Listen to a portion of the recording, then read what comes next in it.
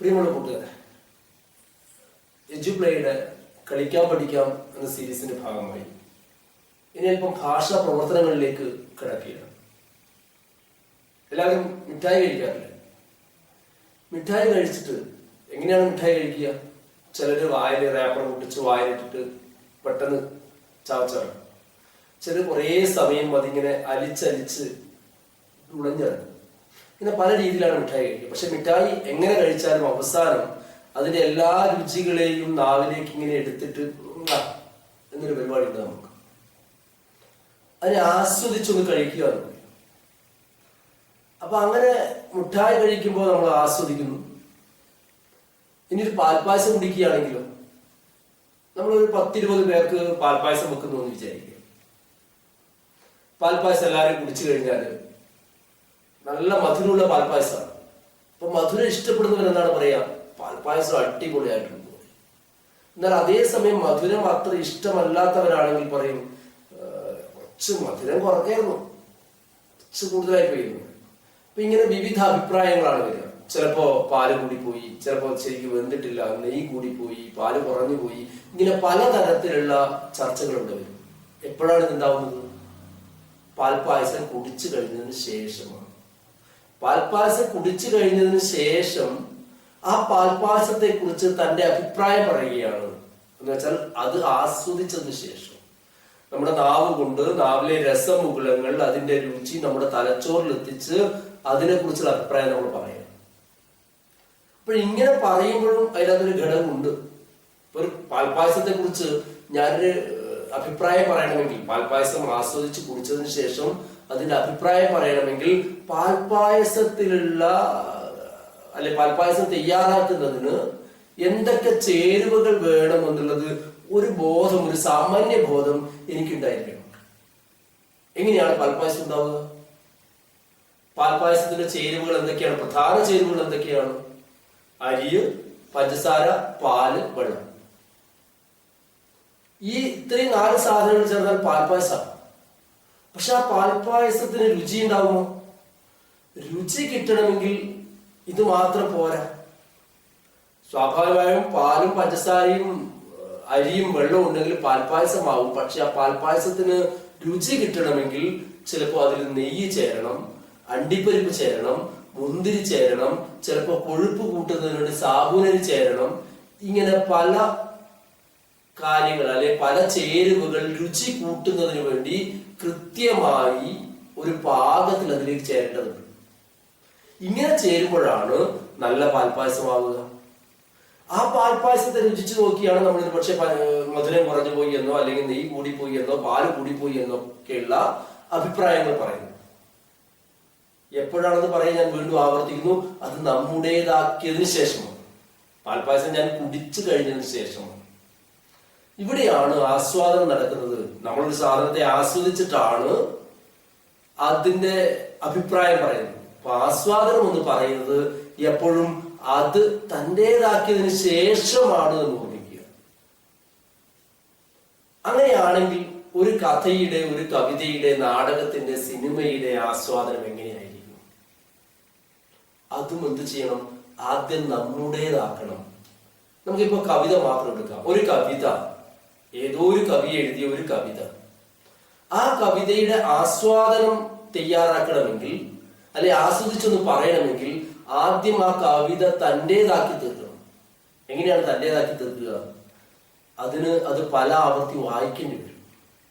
അതിൽ ഉപയോഗിച്ചിരിക്കുന്ന പദങ്ങൾ, അതിന്റെ പ്രയോഗഭംഗി, അല്ലെങ്കിൽ അതിൽ പറയുന്ന കാര്യങ്ങൾ, ഇതൊക്കെ വിശകലനം ചെയ്ത് അത് തൻ്റെതാക്കി തീർക്കുക എന്നുള്ളതാണ് ആദ്യത്തെ പണി. പാൽപ്പായസം നമ്മൾ രുചിച്ചത് നാവ് കൊണ്ടാണെങ്കിൽ ഇവിടെ നമ്മുടെ ചിന്ത കൊണ്ട്, നമ്മുടെ ബോധം കൊണ്ട്, നമ്മുടെ മുന്നറിവ് കൊണ്ട് നമ്മൾ ആ കവിതയെ ഒന്ന് രുചിക്കുന്നു. നമ്മുടെ തലച്ചോറ് ഉപയോഗിച്ച് രുചിക്കുന്നു. ആ രുചിച്ചതിന് ശേഷമാണ് അതിനെക്കുറിച്ചുള്ള അഭിപ്രായങ്ങൾ പറയുന്നത്.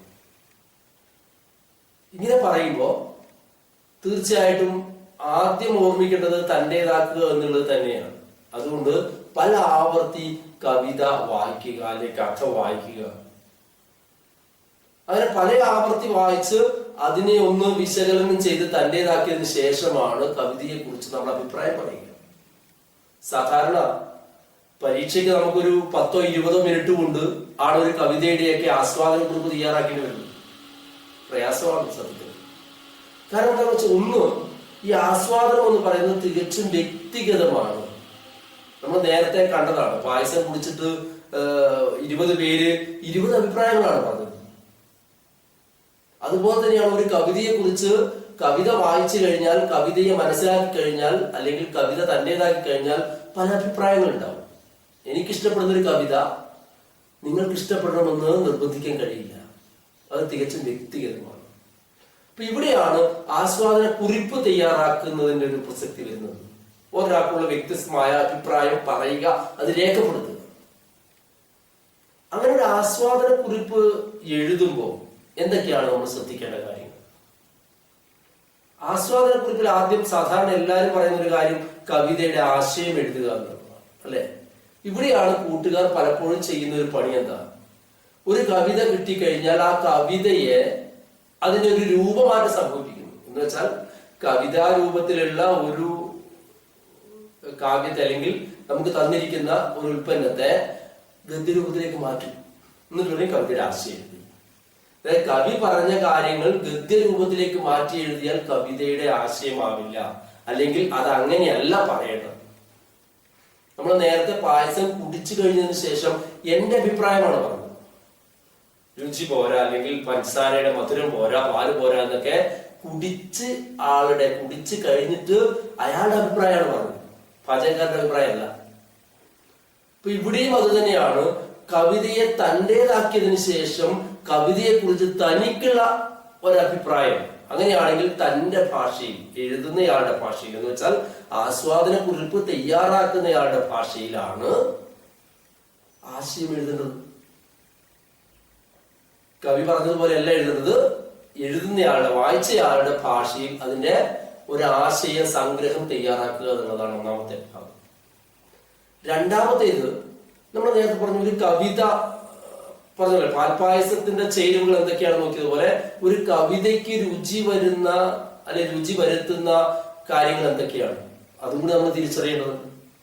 ഒരു കവിത എന്ന് പറയുന്നത് ഏതെങ്കിലും ഒരു ആശയത്തെ പ്രതിനിധീകരിച്ചുകൊണ്ട്, ഒരു ആശയത്തെ വെച്ചുകൊണ്ട് ഒരു പ്രത്യേക രീതിയിൽ എഴുതുന്നതാണ് കവിത. വേണമെങ്കിൽ താളാത്മകമായി എന്ന് പറയാം, പക്ഷെ താളം വേണം നിർബന്ധമൊന്നും. അപ്പോ താളാത്മകമായി ഒരു ആശയത്തെ, ഒരു പ്രതിപാദ്യത്തെ എഴുതി അവതരിപ്പിച്ചാൽ കവിതയാവും. പക്ഷെ അത് നല്ല കവിതയാവുമോ? അങ്ങനെയാണെങ്കിൽ കവിതയ്ക്ക് ആസ്വാദന ശേഷി കൂട്ടുന്ന ചേരുവകൾ എന്തൊക്കെയാണ് എന്ന് പരിശോധിക്കേണ്ടതുണ്ട്. ഇപ്പൊ ഒരു കവിതയിൽ ഉപയോഗിക്കുന്ന വാക്കുകൾ, തെരഞ്ഞെടുക്കുന്ന വാക്കുകൾ ഏറ്റവും പ്രധാനപ്പെട്ടതാണ്. ഏറ്റവും ഉചിതമായ വാക്കുകൾ, പദചേർച്ചകൾ ഉണ്ടാവുക. ഇപ്പോ ഉപയോഗിക്കുന്ന പദങ്ങൾ, കവിതയിൽ ഉപയോഗിച്ചിരിക്കുന്ന പദങ്ങൾ ഇവിടെ പ്രാധാന്യമർഹിക്കുന്ന ഒന്നാണ്. പദചേർച്ചകൾ പ്രാധാന്യമർഹിക്കുന്ന ഒന്നാണ്. ഒളിപ്പിച്ചു വെച്ച് പറയുക, അത് കവിതയുടെ ഏറ്റവും പ്രധാനപ്പെട്ട ഒരു കാര്യമാണ്. നേരിട്ട് പറയാതെ ഒളിപ്പിച്ചു വെച്ച് പറയുക, അല്ലെങ്കിൽ പറയാതെ പറയുക. മുഴുവൻ പറയേണ്ട ആവശ്യമില്ല. ചിലതിങ്ങനെ വായനക്കാരന് തിരിച്ചറിയാൻ പറ്റുന്ന രീതിയിൽ ചിലത് ഒളിച്ചു വെച്ചുകൊണ്ടോ അല്ലെങ്കിൽ പാതി പറഞ്ഞുകൊണ്ടോ നിർത്തുന്ന ഒരു സ്വഭാവം കവിതയ്ക്കുണ്ട്. ഇപ്പൊ പറയാതെ പറയുക, ഒളിപ്പിച്ചു വെച്ച് പറയുക, പ്രയോഗഭംഗി. ഒരു കാര്യം നമുക്ക് പല രീതിയിൽ പറയാം. അതിൽ ഏതാണ് ഏറ്റവും ഉചിതമായി വായനക്കാരനെ ഏറ്റവും അധികം ആഹ്ലാദിപ്പിക്കാൻ കഴിയുന്ന രീതിയിൽ എങ്ങനെയാണെന്ന് പറയുക. അപ്പൊ പ്രയോഗഭംഗി അവിടെ കവിതയ്ക്ക് രുചി കൂട്ടുന്ന സാധനമാണ്. ആലങ്കാരിക ഭാഷ കവിതയ്ക്ക് രുചി കൂട്ടുന്നതാണ്. ധ്വന്യാത്മകത എന്ന് പറയുന്ന ഒരു സാധനമുണ്ട്, ധ്വനിപ്പിച്ച് പറയുക, ഇത് കവിതയ്ക്ക് രുചി കൂട്ടുന്നതാണ്. അപ്പൊ കവിതയ്ക്ക് രുചി കൂട്ടുന്ന ഘടകങ്ങൾ അവയെ നമ്മൾ തിരിച്ചറിയേണ്ടതുണ്ട്. ഇപ്പോ ഒന്നുകൂടെ അത് നോക്കിയാല് പദങ്ങളുടെ ചേർച്ച, അതുപോലെ തന്നെ ഉചിത പദങ്ങളുടെ തെരഞ്ഞെടുപ്പ്, പിന്നെ പ്രയോഗഭംഗി, പറയാതെ പറയല്, ഒളിപ്പിച്ചു വെച്ച് പറയല്, ധ്വന്യാത്മകത, ആലങ്കാരിക ഭാഷ, ഇങ്ങനെ ഒരുപാട് കാര്യങ്ങൾ കവിതയിൽ സന്നിവേശിപ്പിച്ചിട്ടുണ്ടെങ്കിൽ, വളരെ കൃത്യമായി നമ്മൾ ചേരുവ തെറ്റാതെ കൂടുതലും കുറവുമാവാതെ വളരെ കൃത്യമായ ആ കവിതയിലുണ്ടെങ്കിൽ അത് തിരിച്ചറിഞ്ഞ് പറയുക എന്നുള്ളത് പ്രധാനപ്പെട്ട കാര്യമാണ്. അങ്ങനെയാകുമ്പോൾ രണ്ടാമത്തെ ഭാഗം ആശയം എഴുതി കഴിഞ്ഞാൽ ഒരു പക്ഷെ നമ്മൾ പിന്നീട് പറയുക, ഈ പറയുന്ന കവിതയ്ക്ക് രുചി നൽകിയ ചേരുവകളെ തിരിച്ചറിഞ്ഞുകൊണ്ട് അതിനെ ഉദാഹരണ സഹിതം സമർത്ഥിക്കുക എന്നുള്ളതാണ്. ഇപ്പോൾ ഭാഷയുടെ രീതിയിൽ പറഞ്ഞാൽ ഭാഷാപരമായ പ്രത്യേകതകൾ കണ്ടെത്തി അതിനെ സമർത്ഥിക്കുക എന്നുള്ളത് ഈ ആസ്വാദനക്കുറിപ്പ് തയ്യാറാക്കുമ്പോൾ ഏറ്റവും പ്രധാനപ്പെട്ട ഒന്നാണ്. പക്ഷെ ഇതിങ്ങനെ വേർതിരിച്ചറിയാൻ പറ്റുമെന്ന് ചോദിച്ചാൽ അത് എഴുത്തിന്റെ രീതി പോലെയാണ്. എന്തായാലും ഇങ്ങനെ ഒരു ഘടകം അതിലുണ്ട്. ഭാഷാപരമായ പ്രത്യേകതകളെ കണ്ടെത്തി അതിന്റെ ഉദാഹരണ സഹിതം അവതരിപ്പിക്കുക. മൂന്നാമത്, ഏതൊരു കവിതയും കാലത്തോടോ സമൂഹത്തോടോ സംവദിക്കുന്നതാണ്. അങ്ങനെയാണെങ്കിൽ ആ കാവ്യത്തിന്റെ അല്ലെങ്കിൽ കവിതയുടെ സാമൂഹിക പ്രസക്തി എന്താണ്, കാലിക പ്രസക്തി എന്താണ്, ഇത് തിരിച്ചറിഞ്ഞ് അവതരിപ്പിക്കാൻ ആസ്വാദകന് കഴിയേണ്ടതുണ്ട്. ഈ സമയത്ത് ഒരുപക്ഷെ ഈ കവിത നൽകുന്ന സന്ദേശം അല്ലെങ്കിൽ ഈ കവിതയുടെ പ്രാധാന്യം എന്താണ് എന്ന് തിരിച്ചറിഞ്ഞുകൊണ്ട് പറയാൻ കഴിയണം. ഇപ്പൊ കവിതയുടെ സാമൂഹ്യമായ പ്രസക്തി അല്ലെങ്കിൽ കാലികമായ പ്രസക്തി എടുത്തു കാട്ടി അവതരിപ്പിക്കാൻ നമുക്ക് കഴിയേണ്ടതുണ്ട്. ഇനി കവിതയെക്കുറിച്ച് ഇപ്പൊ നേരത്തെ പായസത്തെ കുറിച്ച് നമ്മൾ അഭിപ്രായം പറഞ്ഞിട്ടുണ്ട്. അതുപോലെ കവിതയെ കുറിച്ചുള്ള നമ്മുടെ അഭിപ്രായം എന്താണെന്ന് വളരെ കൃത്യമായി പറയേണ്ടതുണ്ട്. അവിടെയാണ് ഒരുപക്ഷെ ഇഷ്ടപ്പെട്ടതും ഇഷ്ടപ്പെടാത്തതും ഒക്കെ വരിക. എല്ലാവർക്കും എല്ലാം ഇഷ്ടപ്പെടണമെന്നില്ല. ചില പ്രയോഗങ്ങളോ ചില സന്ദർഭങ്ങളോ ഒക്കെ വളരെ ഹൃദ്യമായിട്ട് നമുക്ക് തോന്നാം. ചിലപ്പോൾ അത് എടുത്ത് പറയാം നമുക്ക്, എനിക്ക് ഇഷ്ടപ്പെട്ട ഭാഗം എന്നുള്ള രീതിയിൽ. അപ്പൊ ഇങ്ങനെ നമ്മുടെ കാഴ്ചപ്പാട് എന്താണ്, കവിതയെ കുറിച്ച് നമ്മുടെ അഭിപ്രായം എന്താണ് എന്ന് നമുക്ക് അവതരിപ്പിക്കാൻ കഴിയണം. ചുരുക്കത്തിൽ ഒരു ആസ്വാദന കുറിപ്പ് തയ്യാറാക്കുമ്പോൾ അതിന്റെ ആശയം സ്വന്തം ഭാഷയിൽ അവതരിപ്പിച്ചിട്ടുണ്ടാവണം. ഭാഷാപരമായ പ്രത്യേകതകളെ ഉദാഹരണ സഹിതം സമർത്ഥിച്ചിട്ടുണ്ടാവണം. കവിതയുടെ സാമൂഹ്യമായ കാലികമായ പ്രസക്തി എടുത്തു പറഞ്ഞിട്ടുണ്ടാവണം. കവിതയെ കുറിച്ച് സ്വാഭിപ്രായം പറഞ്ഞിട്ടുണ്ടാവണം. ഇങ്ങനെ ഇത് പിന്നീട് വരുന്നത് എന്താന്ന് വെച്ചാൽ എഴുതിയ ഭാഷയാണ്. ഞാൻ നേരത്തെ പറഞ്ഞതുപോലെ ഇതൊക്കെ ഇങ്ങനെ വേറിട്ട് പാരഗ്രാഫായിട്ട് കാണുമെന്ന് ചോദിച്ചാൽ ചിലപ്പോൾ കാണുന്നില്ല. അത് എഴുതുന്നതാണ് എഴുത്ത് രീതി കൂടി ഇത് പ്രതിഫലിക്കും. ഏറ്റവും ഉചിതമായ ഭാഷയിൽ അത് വളരെ എളുപ്പത്തിൽ കിട്ടുന്നതല്ല. നമ്മൾ സാധാരണ പറയും വീണിട്ടേ നടക്കാൻ പഠിക്കുമെന്നാണ്. അതുപോലെ ഒരുപാട് ആസ്വാദനങ്ങൾ ഇങ്ങനെ എഴുതി വരുമ്പോഴാണ് അതിന്റെ കൃത്യമായ ഒരു ഭാഷ, ഉചിതമായ ഒരു ഭാഷ, ഇതൊക്കെ ഈ ചേരുവകളൊക്കെ സന്നിവേശിപ്പിച്ചുകൊണ്ട് ഇടകലർത്തിക്കൊണ്ട് വായനക്കാരനൊരു നല്ല ഒഴുക്ക് കിട്ടുന്ന രീതിയിലുള്ള ഒരു ഭാഷ നമുക്കുണ്ടാവും. അങ്ങനെ കുറെ ആസ്വാദന കുറിപ്പുകൾ എഴുതുമ്പോൾ സ്വാഭാവികമായിട്ടും നമ്മിൽ ഉണ്ടാവുന്ന ഒരു ഭാഷയുണ്ട്. ഇതിന് പുറമെ ഉയർന്ന ക്ലാസ്സുകളിലാണെങ്കിൽ ഒരു കാര്യം കൂടി നമുക്ക് ചിന്തിക്കാം. കവിതാ രചനാ രീതിയുണ്ട്. അതായത് രചനാ രീതി എന്ന് പറയുന്നത് അത് കാവ്യം നമ്മൾ വായിച്ചു നോക്കിയാലാണ് നമുക്ക് മനസ്സിലായി ഏത് രീതിയിലാണ് ഇത് ചെയ്തിട്ടുള്ളത്. അത് കഥയാണെങ്കിൽ കഥയെഴുത്തിന് രീതിയുണ്ട്. അപ്പൊ ആ രീതി കൂടി സന്നിവേശിപ്പിച്ചുകൊണ്ട് പറയാൻ നമുക്ക് ഉയർന്ന ക്ലാസ്സുകളിൽ കഴിയേണ്ടതുണ്ട്. അത്തരത്തിൽ ഒരു നല്ല ആസ്വാദന കുറിപ്പ് ആദ്യം ചെറു കവിതകളുടെയോ കഥകളുടെയോ വളരെ സരളമായ കഥകളുടെയോ കവിതകളുടെയോ ആസ്വാദന കുറിപ്പ് തയ്യാറാക്കുകയും പിന്നീട് ആ ഭാഷ ഒന്ന് സ്വായത്തമാക്കി കഴിഞ്ഞാൽ ഏറ്റവും മികച്ച രീതിയിലുള്ള ഒരു ആസ്വാദന കുറിപ്പ് തയ്യാറാക്കാൻ നിങ്ങൾക്ക് കഴിയും.